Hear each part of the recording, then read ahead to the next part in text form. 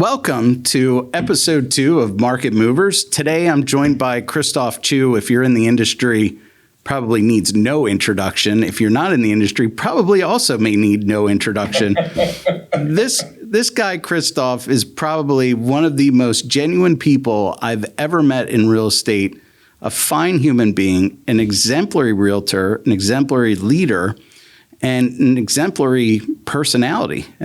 Some would call you the original, maybe the original TV star realtor, right? Some would say that. Many would say that, in fact, right? That's true. Yeah. And in case you don't know, Christophe is not only in Beverly Hills, but he is all over the place. You can see him on social media. Does a great job with market updates for just about every town in and around LA there, right? That's right. And who are you with and where are you located today? So Coldwell Banker Global Luxury in Beverly Hills. I think there's a sign behind you. Yeah. And I've been with the company for 33 years since I started.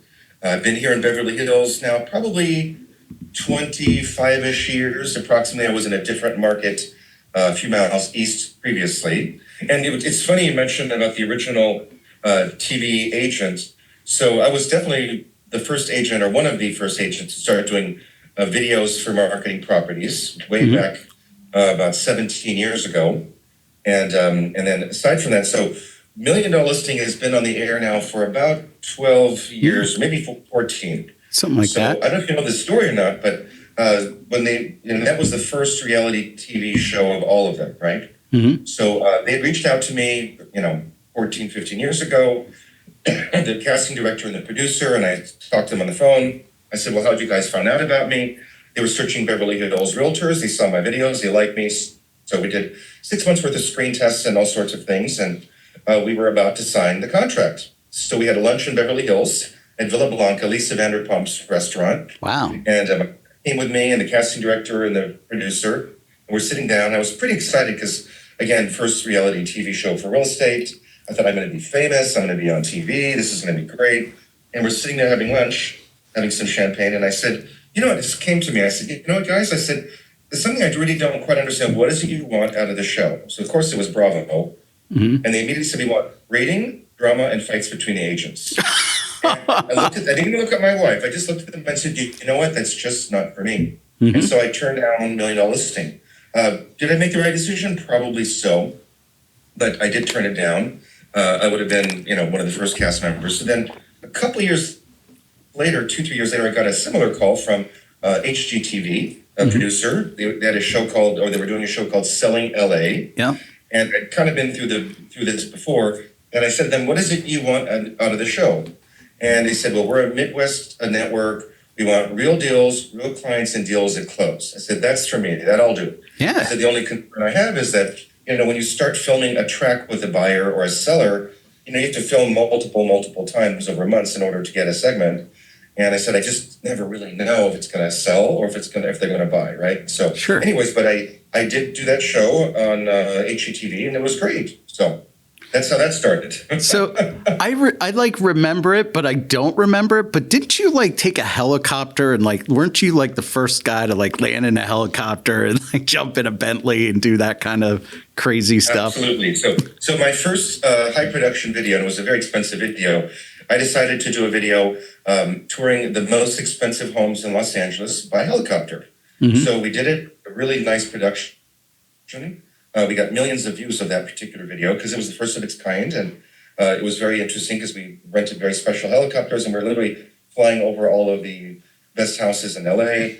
And we used a company that did all the footage for Planet Earth, that Planet Earth series. Yeah, absolutely. So they had a special helicopter with twin blades and special cameras hanging on the helicopter to film. Man. So so that was my first big video, which was the most expensive homes in Los Angeles. We got to track that down and get a link. The last house on our tour is the palatial Kirkby Estate and is most famous for being the home of the Clampett family in the 1970s TV sitcom The Beverly Hillbillies.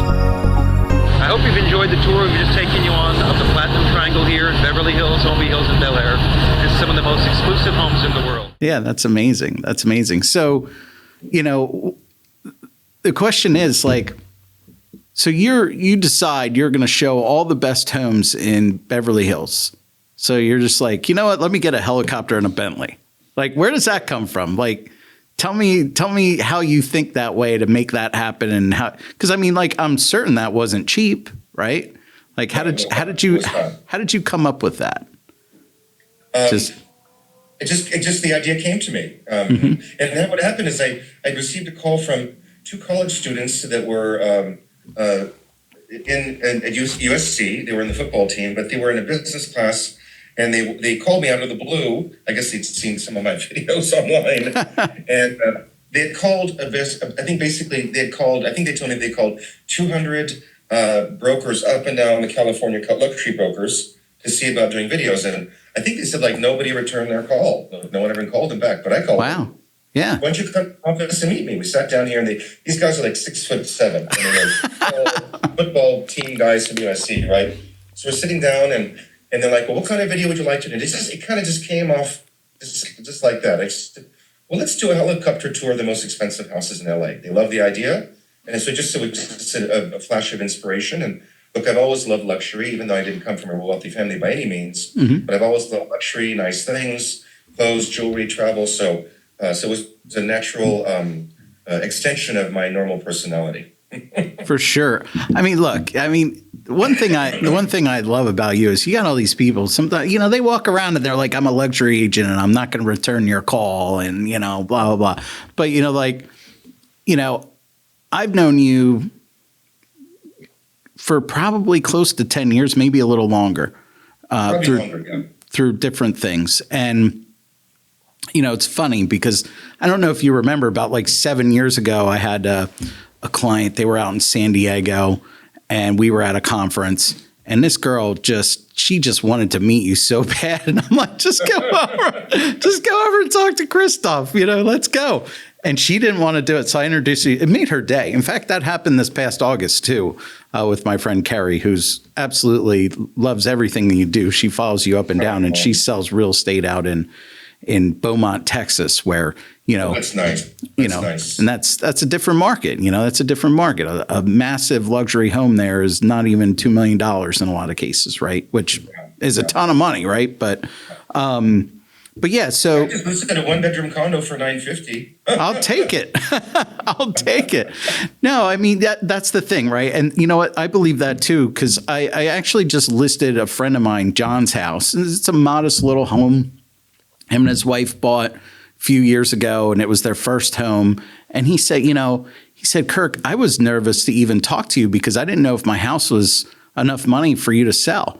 And I think the house is going to sell for, $400,000, which is kind of like right in the national average, I guess. Right. And I was like, absolutely not, John. I said, like, I just have a rule, and that's like only nice people. And that's the kind of stuff I certainly see in you and your business and the conversations we've had over the years. And we're all human beings. Yeah. When we're naked, we're all the same. So, we have to just be kind and nice to everyone. Like this morning when I do my inspirational posts in the morning. So, a lot of people had a rough night, or, so I just said, be an example, show kindness to unkind people, forgive people who don't deserve it, love unconditionally. Your actions always reflect who you are. So that was my post this morning, because everyone deserves, whether it's a street sweeper or, the king of a country or a queen, they all deserve to be treated kindly, gently, and lovingly. Absolutely. Absolutely. So I love that about you. And then at the same time, you're in August, you're like, yes, come to this French restaurant with me. And I'm like, I wouldn't have gone to that French restaurant. But then the next day, what did we do? We went to the barbecue spot, so with John. So, well, I'm glad you came to the French restaurant. And had you ever had French food like that before? Not often, and maybe not since the 90s, since I was a kid, literally, got dragged along. When we're in Dallas, almost every restaurant's a bloody steakhouse, right? And I really eat steak. So it's like, but every night we're going to this steakhouse and that steakhouse. And I'm like, are you kidding me? So if it was up to me, I would have gone to Little Bill Bouquet every single night of the week. Yeah. Because as you know, it's incredible. And They have one in New York. They have one in Palm Beach, in the Hamptons, Denver. There's another one too. But anyway, so whenever I'm in their town, I go to Little Bow Bouquet because it's amazing food and amazing service. And it was a fun time. It was a fun time, and it was a lot. It was a lot different. And I said to myself, I said, I'm friends with all these people. They invite me to go to this dinner. I probably should go. So I went because I will go to the steakhouse like every night. Like that's just me. One of the things I learned in coaching many, many years ago, and it's a Buddhist saying as well. When you're offered something, you should accept it. In most cases, I mean, sometimes you don't, but Sure. and often that leads to unique and special. And it's a way for the universe to bring you into a different realm or different opportunities. So. Yeah, I mean, so like I gave up golf a couple of years ago, and because I thought to myself, man, I don't need something else in my life that frustrates me, right? I said, I'm getting older, So I said, let me do something different. I really dove into my sports car hobby, which is expensive and quite financially irresponsible in a lot of ways, but so is my country club membership, right? In a lot of ways, but it was you got to enjoy life. I mean, we're not going to be here forever, right? Yeah. So anyway, my friend Marlon says to me, he says, "Hey, why don't you come play at my club with me?" And I thought to myself, "Oh man, I haven't played golf in like 4 years, except for this one charity golf tournament." That, of course, I was going to go to support the Great Valley School District Foundation. And I just played terrible. So I'm just like really cautious because I'm like, I don't want to go with anybody that's overly serious because that's just, they're not going to have a good time. You know what I mean? I'm not going to go, I mean, it's the difference between going to the rock climbing wall and going to, an actual mountain, so I need to stay in my lane. But my neighbor says, come play my club with me. And I said, okay. I said to my wife, I said, I'm going to go play golf with Marlon, exactly like you said, because he offered it. The first thing we do, we get to they treat me very nicely, get us the cart, get my bag, take us to the putting green. We're a little delayed for frost. And Marlon turns over to me, he says, well, Kirk, I'm doing a 25 home subdivision. I'd like you to do it with me. Well, there you go. And I'm like, well, if I had just said, Marlon, I gave up golf, but instead I said, Marlon, I'm a pretty terrible, so I laid it on pretty heavy. I said, I'm a pretty terrible golfer. Just to let you know, I'll have a great time, but I'm not going to keep score. And I'm not really excited about the frustration level of golf these days, but I can go and have a good time and maybe we can have, a beer and, have a great time. And he said, that's exactly how my club is. And that's how I like to play, and I said, well, that's fantastic. Right. So now I went out with Marlon again and Christophe, I'll tell you, I went the other day, I hit the ball like I did when I was 17. It was unbelievable. And I was like, man. So I went home and I told my wife, I said, man, I think I might join Pen Oaks Country Club.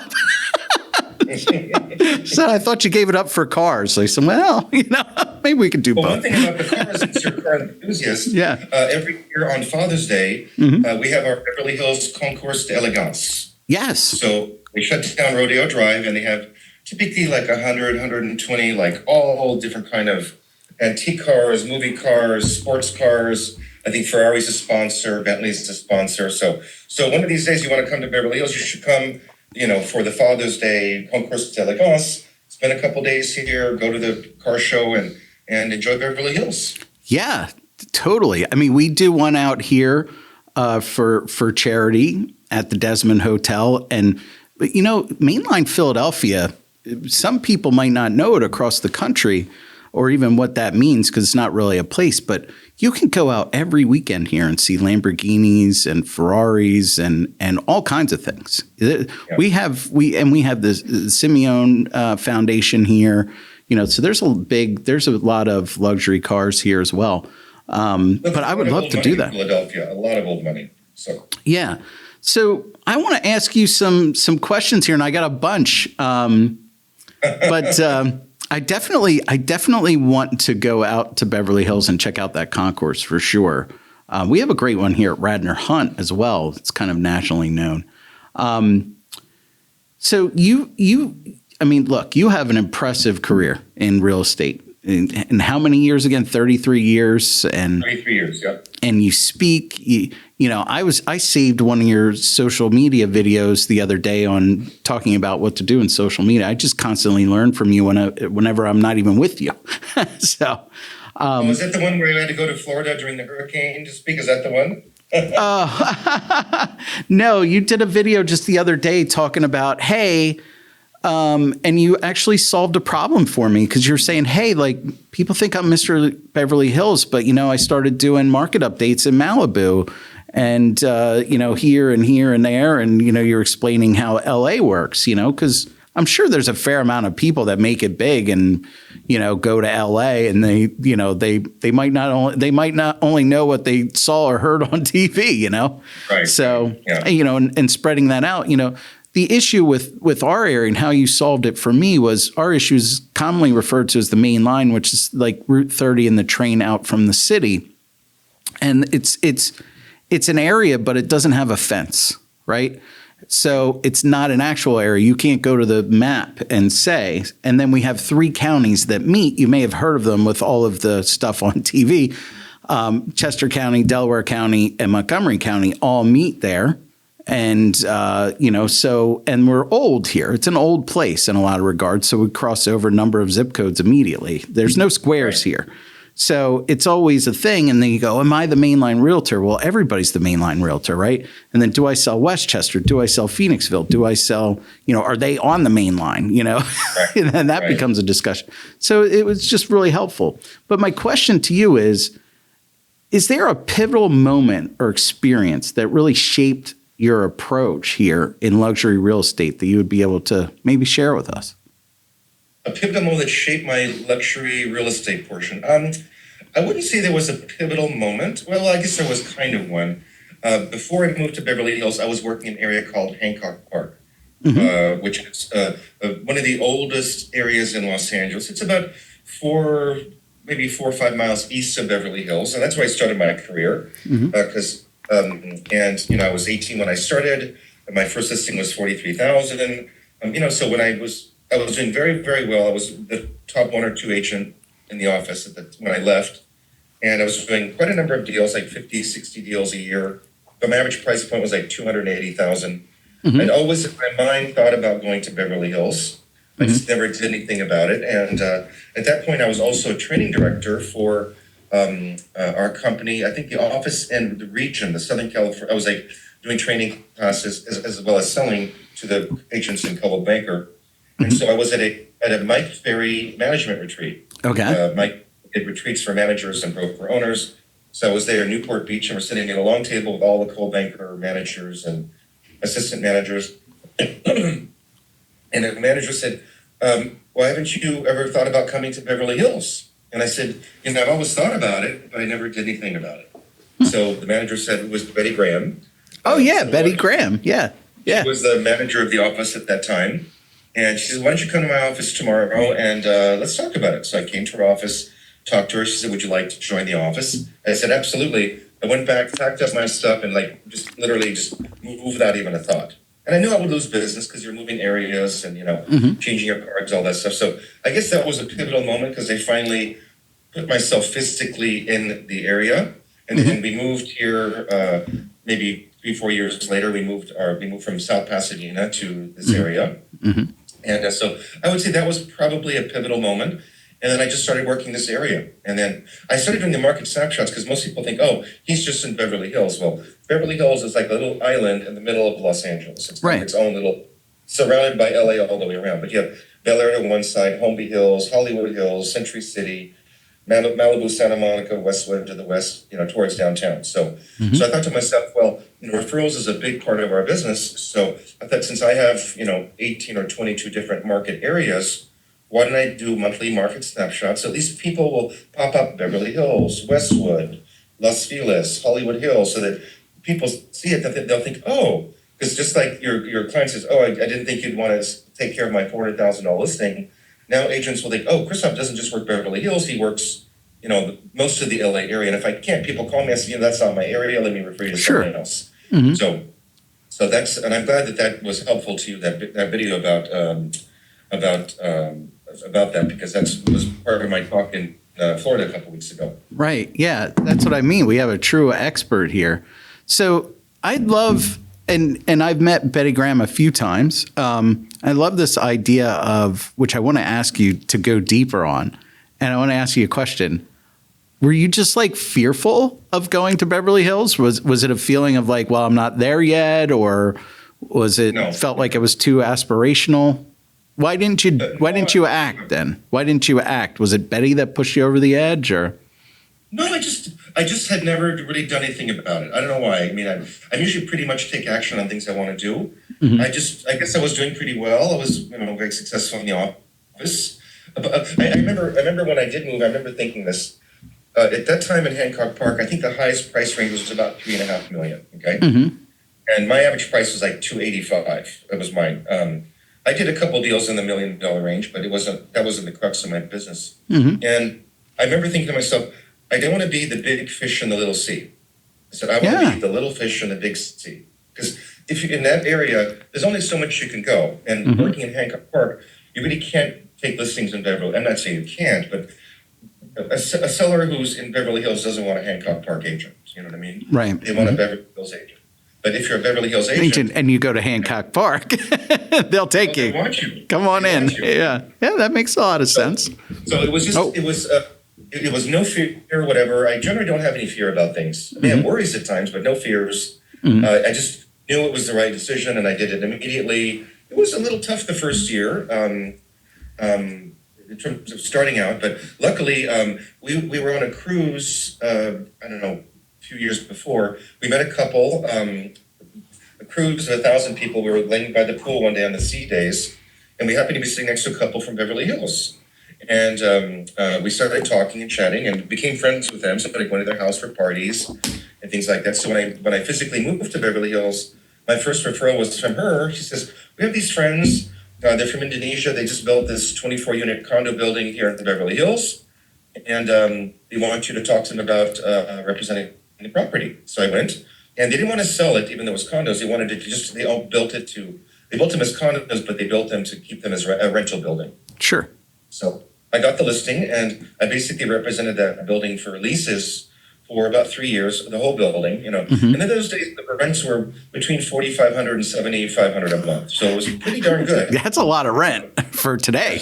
That's a lot of rent. Minimum 1-year leases, and there was a lot of people that came there that they come to Beverly Hills. They're not sure if they want to buy yet. They're coming here for business or a job, and so they want to rent for a year or so before they decide to buy. So I made a lot of great connections and contacts from that. And so from that cruise, and I always teach people, I said, do what you love and the good things will come to you. So I spent a quarter of my annual income that year on that cruise and that trip to Europe, which was like a 4-week trip to Europe. Amazing. But I knew I would make a lot of money from that. So from that one trip, which cost a fortune, I have made over $2 million in the last 20-some years from that one cruise. Because I met this one to meet this one, it's just, it grows. Yeah, I mean, I always tell people the story of like buying my first condo and dropping out of grad school, and because I couldn't afford to pay for both, right?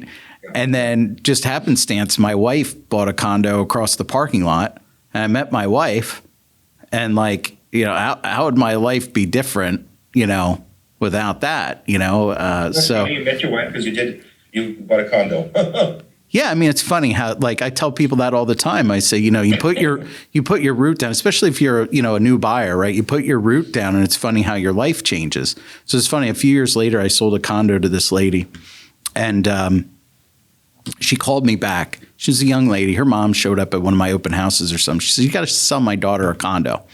I said, that's fine. So I sold her a condo over there, and I told her that story.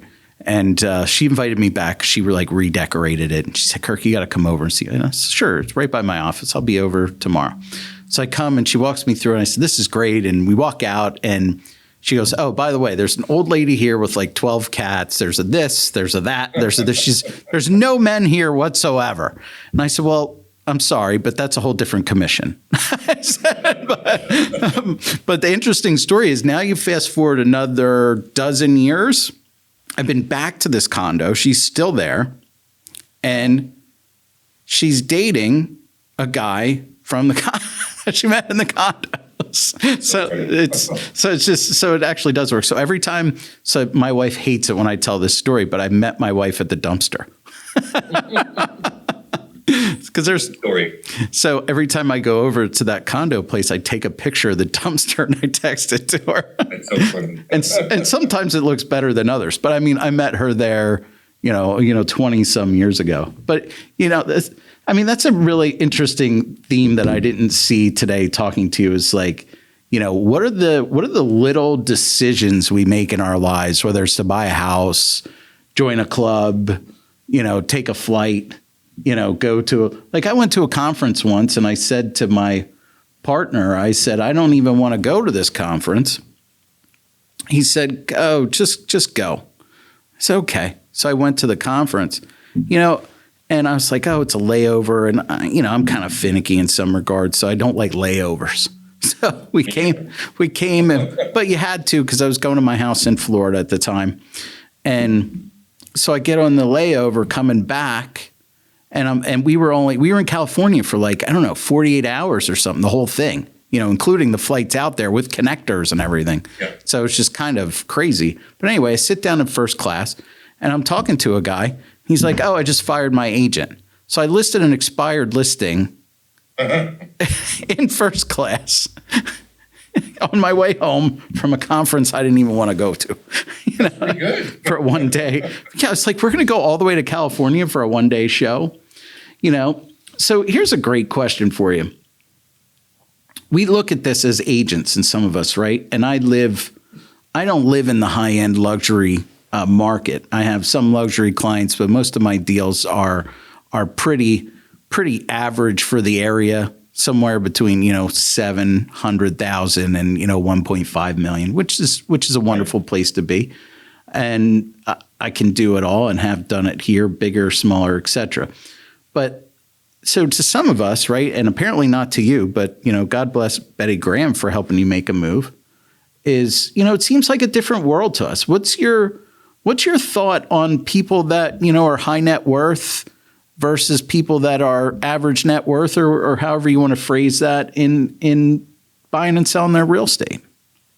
It is definitely a very different world. I mean, when I was starting out and selling, first-time buyer homes, first-time seller homes, in that lower price range, much easier to deal with the clients. They just follow my advice, do what I say, put lock boxes, all that stuff. When you're in the high end, it's a whole different situation. I mean, someone's got a 10, 20, $50 million home. They're obviously very successful people, usually in some form of business. And they're very strong-minded. They have their ideas of how things should be, or how they want their house to be shown, or all, there's a lot of different criteria. So you have to really understand that. And it's definitely a very different world. But it's just like you're a member of a country club or country clubs, right? The wealthy of the world are part of kind of an international club that's not really an actual official club. Right. And what I mean by that is the wealthy that I know here in LA, and we run in those circles and parties and events and travel. I could go to New York and then we'll see 2 or 3 people at a party in New York, or at a fashion show in Paris, see 2 or 3 people, or at a party in Milan or Rome. I mean, it's just, like I said, it's like a little private club that you just don't expect. Or you go on a cruise ship and all of a sudden see 2, 3 people, from LA or from New York. It's just it's a very small private club world that's not, like I said, not really an actual club. But people have to know you, like you, and trust you, but they also have to feel comfortable that you're like them. Meaning, if you circle with these people and they see that you're friends with their friends, and that, there's a lot of commonality amongst us, then when they think of selling their $5, $10, $20, $30 million house, like, oh, Christophe's a top agent, he's been around for a long time. I see him at all the same parties we go to. He supports the same charities we do. He knows our same friends, so he probably would be able to find the right buyer for our house. So you have to really be part of that world. And, unfortunately, you do have to spend a lot of money to get those connections in some cases. Right. Luckily, my office is 2 blocks from Rodeo Drive, and I love fashioning clothing and jewelry. Yeah. So luckily, I get to shop at Louis Vuitton, Hermes, Gucci, and all Bulgari, all the big stores on Rodeo. And when you go buy stuff there, you've become one of their VIP customers, and you get invited to their parties. Yep. And then when you go to those parties, you meet other people that are also customers, and they happen to be friends in some cases, or they become friends. So it's like I said, it's like a private club. It's not really a club, but it is a club because everybody knows each other. Sure. Like tonight we're going to a party at a $45 million house, friends of ours from India, and they're doing a little party there. Mm-hmm. So we'll probably see 20, 30 people we know there tonight. We don't have the guest list, but I'm pretty sure we will. So Sure. yeah. So, And in our world, it's all about private events and parties. That's really Right. a big, big important factor. I would almost argue that it's not much different.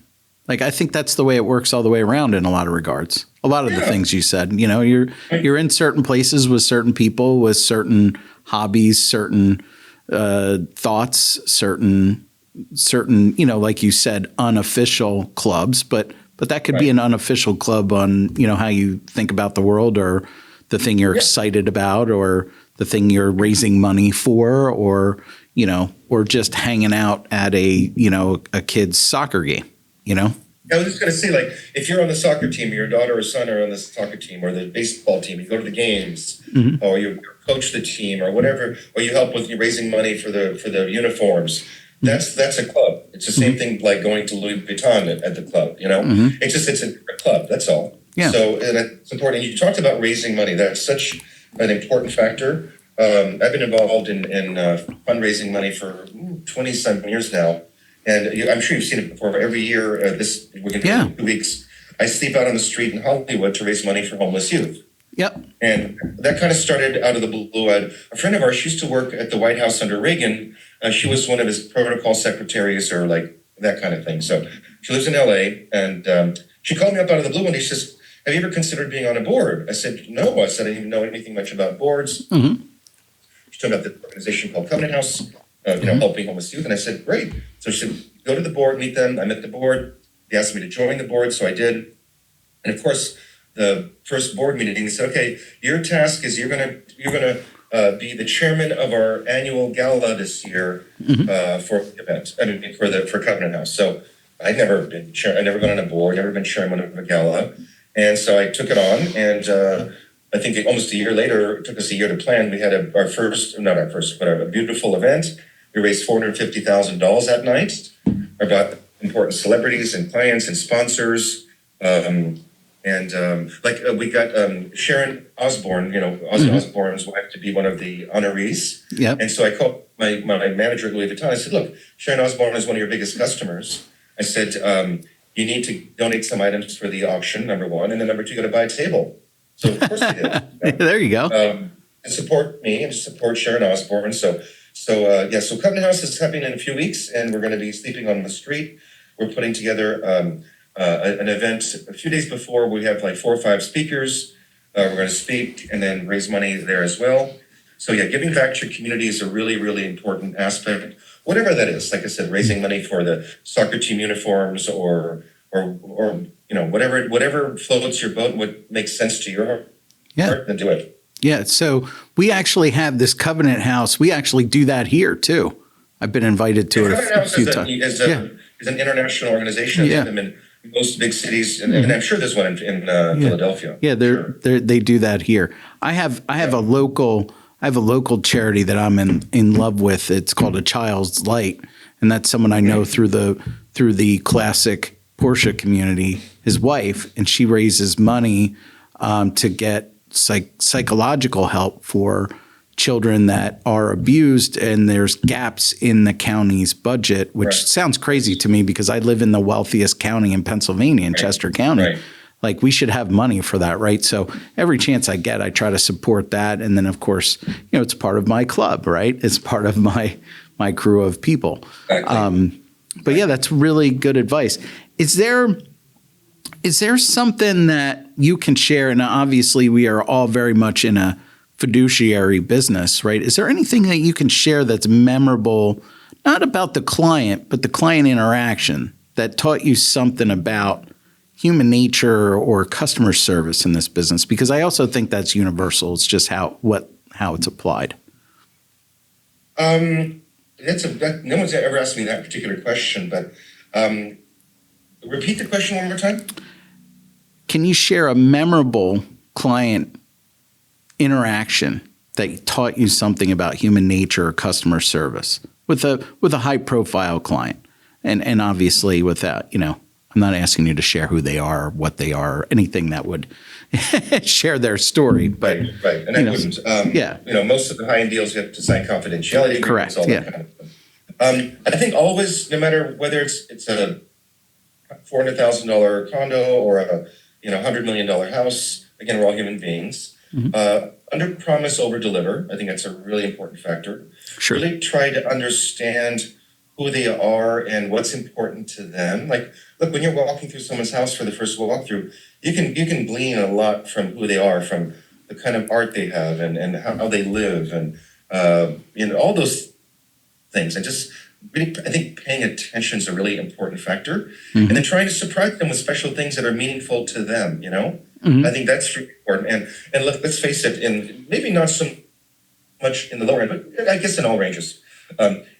In the high end particularly, a lot of buyers are international in Beverly Hills. They don't necessarily live here, but they buy vacation homes or beautiful apartments so that when they come to LA, they can enjoy their time here. But they come to LA for 2-3 days, a week or whatever, and they'll call you at the last minute, oh, can you get us a table at the Polo Lounge at the Beverly Hills Hotel tonight for 9 people for dinner at 8 o'clock at night, right? Yeah. So you got to perform, or they're wealthy, they don't want to go shopping just at the regular Chanel store, and all the luxury boutiques have private shopping floors, private experience. Where, so I can make the phone call and say, okay, I've got this important client. Can you schedule 11 o'clock time at the Dior upstairs and Chanel at 1, and then take them to lunch in between. Creating a nice experience throughout the whole process is very important. Right. Because people are wealthy; they can buy anything they want. Right. Right. Yeah. Just a matter of creating something special for them. Yeah. One time, one of my friends, they had bought a house and they were in LA on one of their trips. And they're like, oh, we're going to go on Rodeo Drive shopping. I said, well, go see my jeweler friend over here. I didn't take him that day, but they went to see it. And then 2 days later, we're having lunch, and she had a beautiful new, I think, 8-carat diamond ring. I said, oh my gosh, Kathy, so you got a new ring? And she said, yeah, I bought it at your friend's store. Yeah. And your friend's happy and they're happy. But that's true, right? Like, in a world where there's a lot of need in the world, in the country, right? But there's a lot. I mean, we live as a country, we live pretty well. So, and one of the things that I guess as many of us get older and we get, more established in our careers and our finances and whatnot, it's that gift that you get that is overly thoughtful and maybe not even worth much financially. So, for example, a realtor I know in the area when I had my first child gave me like this embroidered, I don't even remember exactly what it was, but it was some bibs and a onesie or something, but it was very nice and it was foo-foo and it was all embroidered with her name on it and it said Reagan. And it was like the nicest gift anybody got me, but maybe it cost $100 or something, which look, $100 is $100, right? But I mean, it wasn't like, it wasn't like he said, oh, you know what? I don't have any children. Let me pay for your college education for your kid or something. You know what I mean? It was just a wonderful gift because it was embroidered. It was the first time I ever saw Reagan's name on something, It was thoughtful. The thoughtfulness. Right. So I think that's really important. So you're talking about experience. And I think what you really said is you got to create an experience for everybody based on what they want, what you think they need as well. And make it memorable almost no matter what it is. And then like do the job. Right. Exactly. And that's kind of what I love about you, because I see that you do all this great work and all these big things, bigger than many. But you are just the absolute. You're a real human being, and of course, as like I'm a Philly guy, and you've been around me enough where. That's all I value. That's what we value here. We're like, this is Philadelphia. So I think I'm very much fit that mold of what the country may think. I don't throw snowballs at Santa Claus, but, One of these days, I come to Philadelphia, I want to try a Philly cheesesteak. Oh my gosh. We can't even keep you on time for that. We got a couple minutes, but hey man, like, I really appreciate you working with me here and coming to talk to me. And I appreciate all the fellowship. And the one thing I will tell you is, I remember, I think it was 10 years ago, maybe 8 years ago at the JW Marriott, you were asking me, and I was talking to my daughter on the phone, and she was selling Girl Scout cookies for the first time. And you handed me like $100. And I said, hey, Reagan, you just sold like 20 boxes of cookies or something. And I said, Christophe, what am I going to do with these cookies? You're like, well, give them to charity or something. And that's what we did. But, it's just that kind of stuff. And just, I have a picture of me and you there. There's a lot less of me now. As you might know, I'll text you that picture. But yeah, like daughter Reagan, right? Yeah. Reagan, wasn't it? Yeah. You know what Reagan's up to now? She's 14 and she just went with a boy to a homecoming dance. Wow. Yeah. I mean, and then my other one, Rebecca, is 9. So like we're talking, so that had to be that had to be at least 6-8 years ago because they start them young hawking those cookies. But, God bless them. The other thing I'll tell you is we've lived in this new neighborhood that they've been building for 8 years and they're just finishing it up. And, we couldn't find her after school. She got so excited about those cookies, and it started with your big contribution to that because it was starting. I remember I was telling you I was flying home the next day, and I was flying real quick because I wanted to go to the cookie meeting because she wanted to have me at the cookie thing. And she was getting off the school bus and walking into the model home and asking everybody that was in the model home to buy cookies. So, and it all started with her getting very interested in it, wanting me to be there, and then you kicking her off with that $100, and that is translated to Rebecca, and now they sell the cookies, and it's become kind of it's become a logistical nightmare for me. but they love the Girl Scouts, and you know what? That's nice. It's my pleasure to know you, and I look forward to. I don't know when the next time I'm getting to LA is. There's a lot of reasons that I would go to LA that aren't there anymore, but I'll probably see you in Dallas at least. But but I love everything you do, and I'm appreciative of you supporting my little thing here, my little move into your world of social media, and I'm just grateful for your time. It's my pleasure, and let's do it again. We didn't talk too much about the social media. We can do that the next time.